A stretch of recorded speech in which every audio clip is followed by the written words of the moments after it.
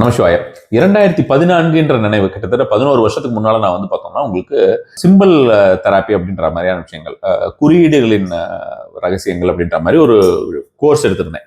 குறியீடுகள் அப்படிங்கிறது இந்த சைக்கோ சிம்பாலஜின்னு சொல்லக்கூடியது. நம்மளுடைய வாழ்க்கையில நம்ம ஒவ்வொரு விஷயமுமே நீங்க சிந்திச்சு பார்த்தீங்கன்னா குறியீடாக தான் நம்ம பார்க்கிறோம்.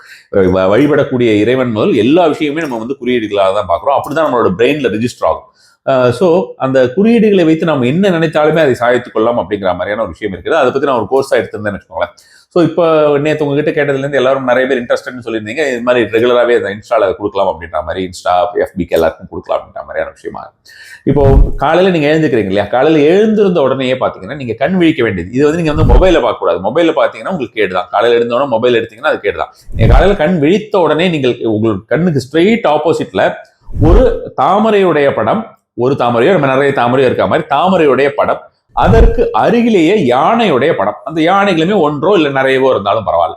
இந்த யானையும் தாமரையும் இப்படி பக்கத்துல அந்த மாதிரியான ஒட்டி வைத்து நீங்கள் பார்த்து கொண்டிருப்பது, அப்படி பார்த்துட்டு ஒரு 1 or 2 minutes பார்த்துட்டு அதுக்கப்புறம் நீங்க உங்க வேலையை பார்க்கறதுங்கிறது அற்புதமாக உங்களுக்கு செல்வ வளத்தை அதிகப்படுத்தி தரக்கூடிய ஒரு சைக்கோ சிம்பாலஜி மெத்தடா இருக்கும். நமசிவாய.